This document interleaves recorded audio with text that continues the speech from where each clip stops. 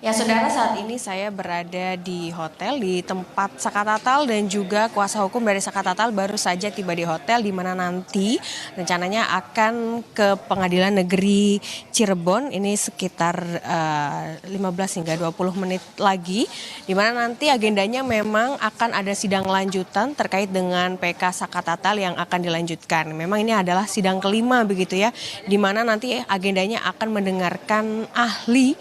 Nah, ahli ini memang sebenarnya harusnya kemarin begitu dihadirkan pada persidangan PK Saka Tatal, tetapi karena kemarin terkait dengan waktu ini sudah tidak memungkinkan sehingga satu ahli ini akan dihadirkan pada hari ini. Ini merupakan Dr. Muzakir, di mana Dr. Muzakir ini merupakan ahli pidana yang nanti juga akan memberikan perspektif terkait kasus kematian dari Vina ataupun juga Eki begitu ya, dan apakah dari pihak Saka Tatal ini nanti akan memberikan pertanyaan apa saja. Kami juga nanti akan bertanya langsung dengan kuasa hukum dari Saka Tatal yang saat ini sudah ada di sebelah kami. Ada Bang Farhad Abbas, kita mungkin boleh berdiri ya. Bu Titin juga ada di sebelah kami. Oke, ini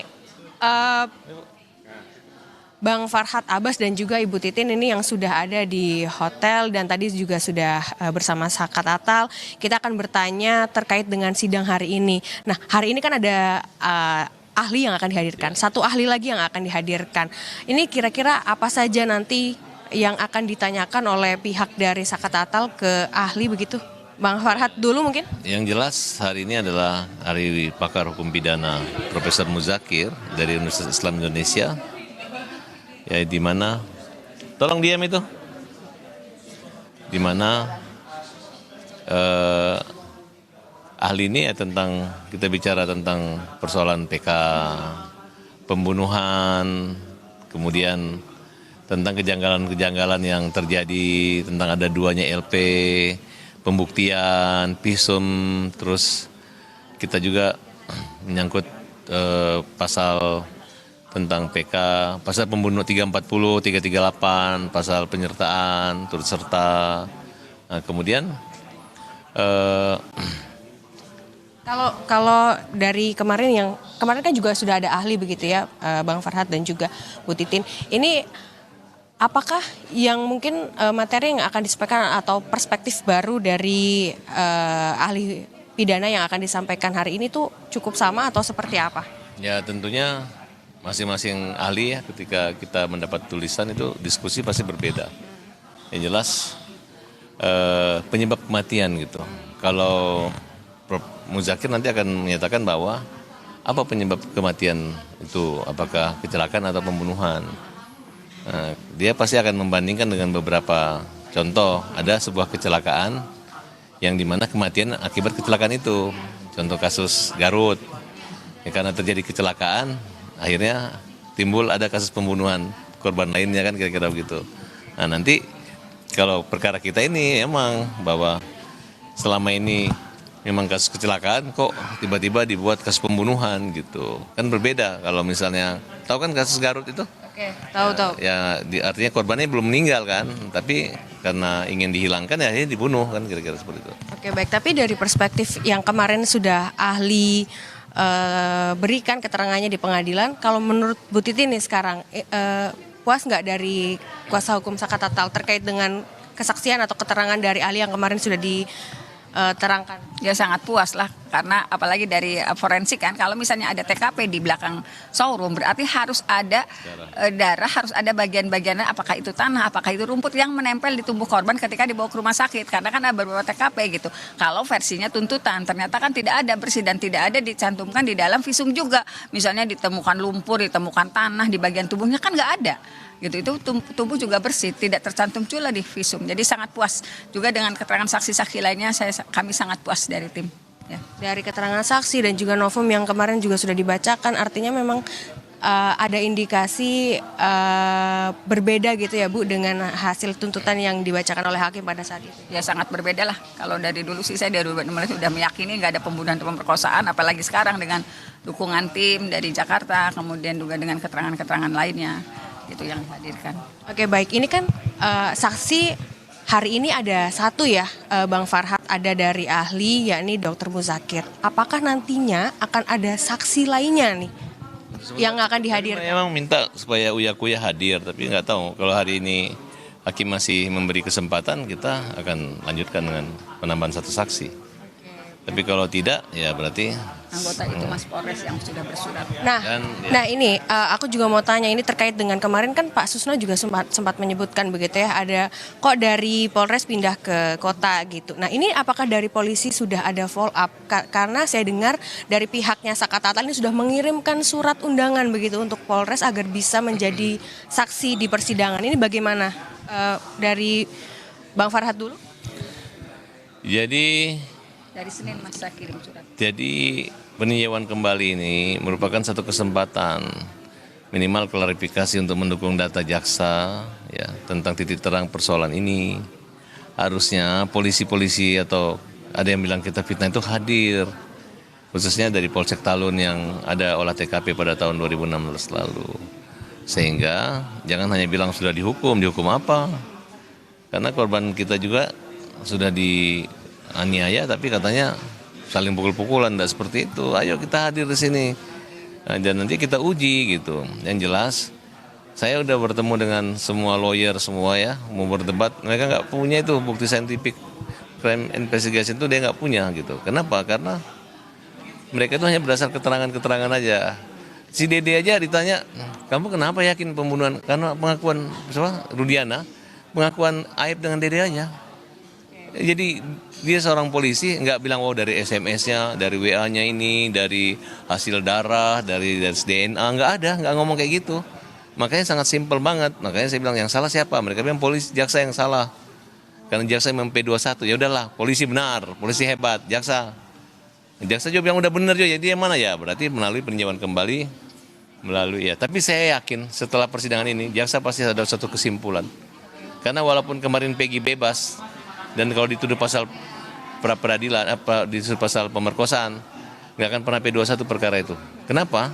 Karena DNA itu nggak bisa di-take kembali. Karena sumber kegaduhan adalah pernyataan dokter dari Rumah Sakit Polri Indramayu yang menambahkan adanya temuan sperma. Padahal dari kenyataan saksi pembanding kita, nggak ada sperma yang bisa bertahan 10 hari.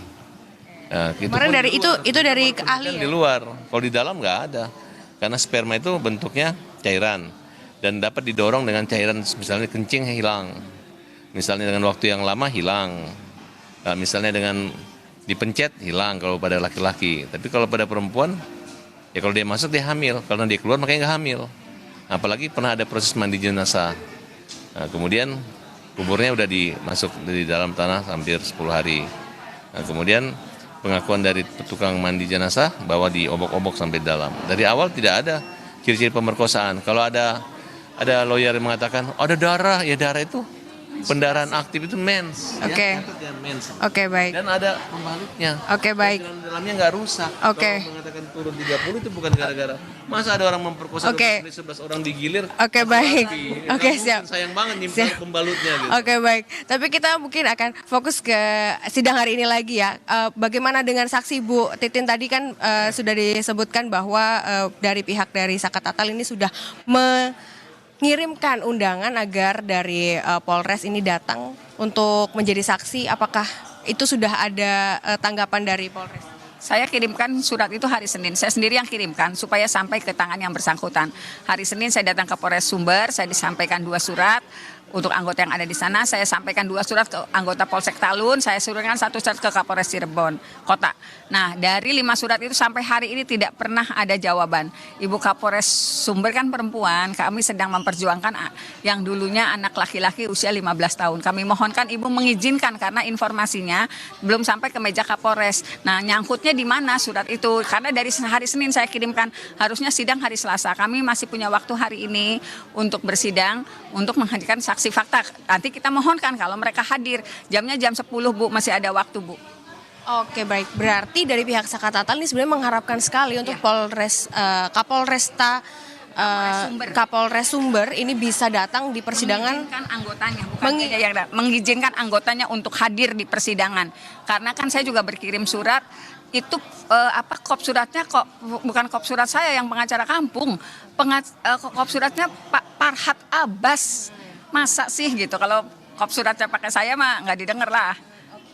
Baik. Ini artinya sebenarnya begini, dari pihak Bu Titin atau pihak dari kuasa hukum Sakatatal ini sudah mengirim kepada polisi begitu ya untuk hadir dalam persidangan. Anggota yang pada saat itu yang diundang adalah anggota yang pada saat itu melakukan TKP. Ya, yang diundang itu yang melakukan olah TKP, memohonkan untuk hadir di sidang. Kop suratnya barangkali ke Kapolres Cirebon lupa itu kop suratnya Kapolres pakai Farhat Abbas, pakai FA bukan pakai saya. Kalau pakai saya nggak apa-apa, diabaikan lah orang Cirebon.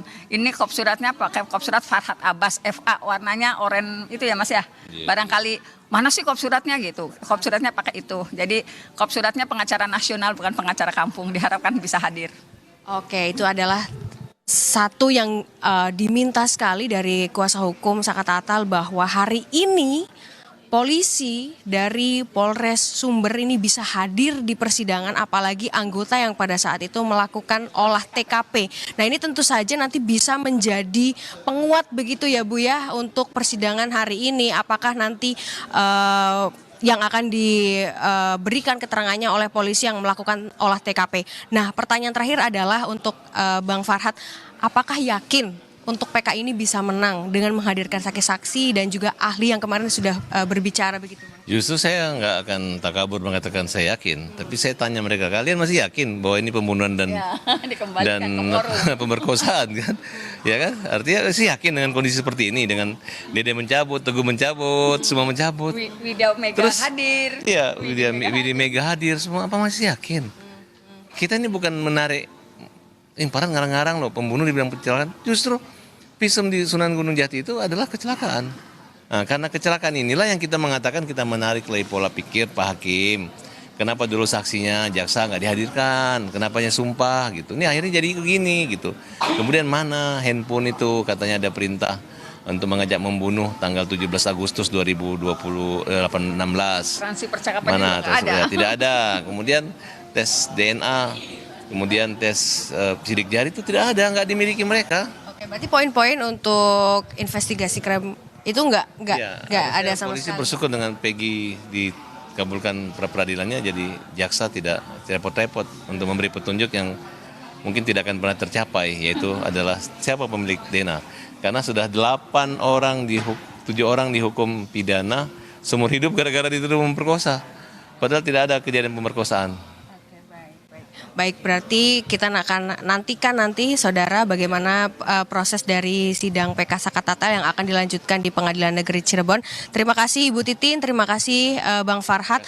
Semoga nanti saya juga akan menantikan ya, ini polisi juga sebenarnya harus hadir karena kita bisa mendengarkan bagaimana keterangan dari polisi, apalagi yang mengolah TKP pada saat kematian Eki dan juga Vina pada saat atau malam itu begitu. Karena tentu saja ya dari beberapa pengakuan saksi yang sudah menjabut BAP, lalu juga ia mengatakan bahwa ingin melakukan pengakuan baru terkait dulu diminta atau ada intervensi dari polisi untuk menandatangani BAP yang tidak pernah ia lakukan. Tentu saja ini juga harusnya dari polisi sudah ada untuk bersanding dengan para saksi-saksi ini untuk memberikan pernyataan.